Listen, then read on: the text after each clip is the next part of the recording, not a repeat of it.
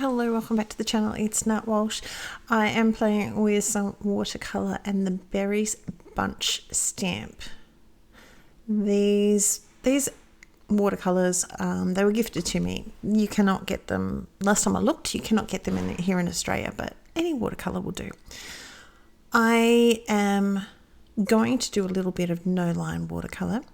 I am using the Desert Sand by Memento Tuxedo, not Memento Tuxedo Black, Desert Sand Memento ink.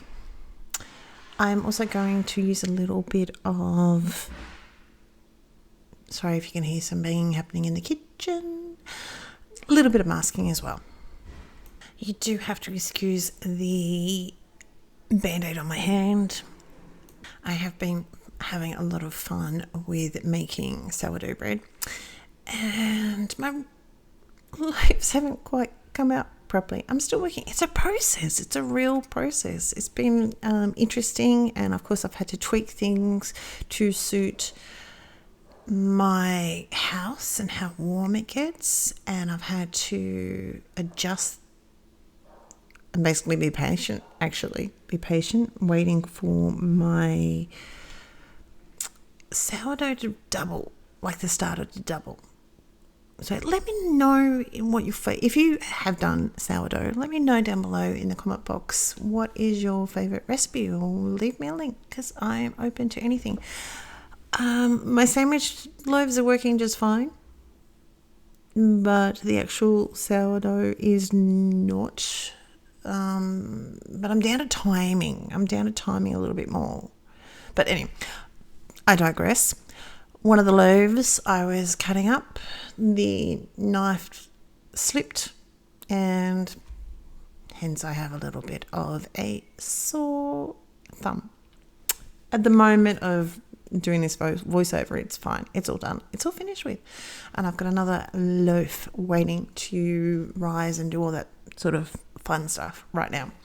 Anywho, I am going to zoom in very shortly. Not very shortly, but in a little bit, I'm going to zoom in.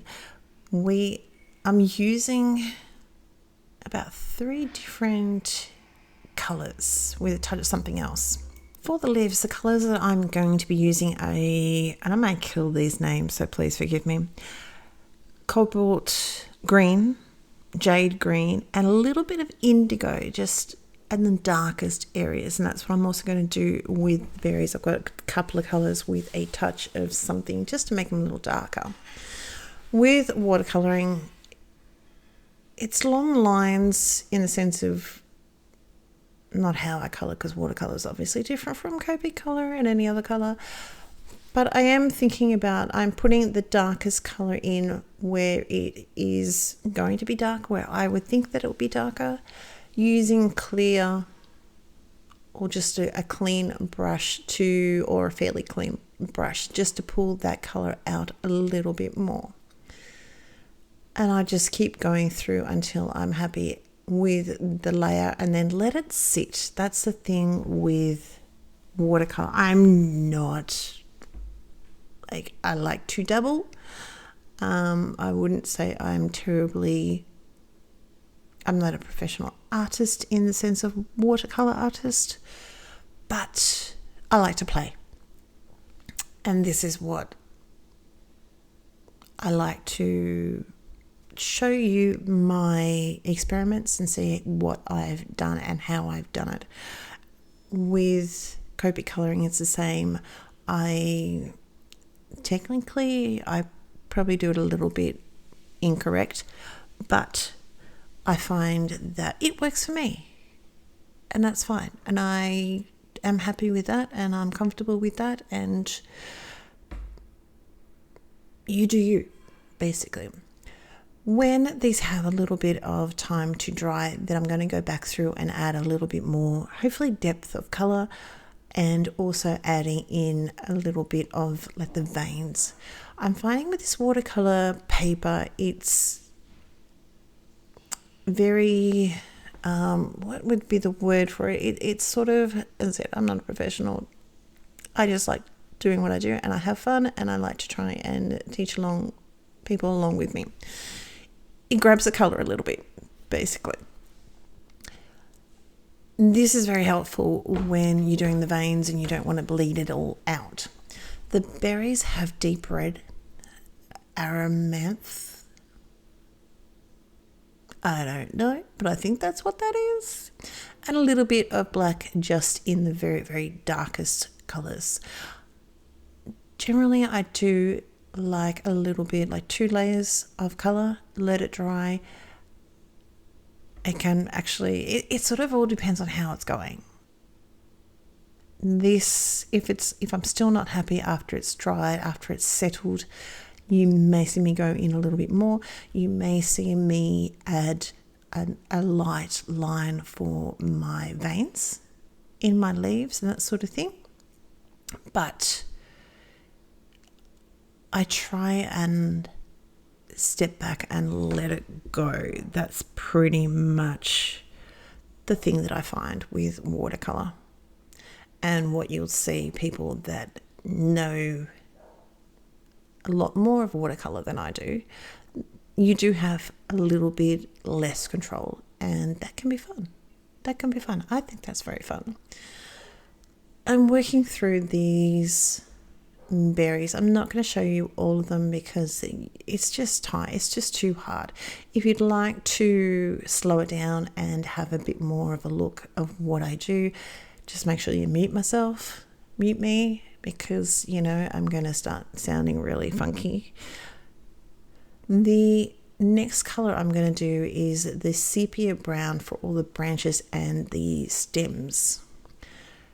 Trying to do it with a really light hand, and I'm going to go back in and I'll finish off all those berries. I will catch whatever, if I realize that something should have been, I haven't quite got it, and something was a bit of a leaf, I'm going to go back through now and pretty much fix all those little tiny bits. But sometimes it's hard. The great thing is that we can use the stamp and use the printed image on the acetate. And you don't see it in this video, but what I did do a couple of times is just place the image back over my stamped image, the printed image over the stamped image, just to see what would have been a berry or what would have been a leaf.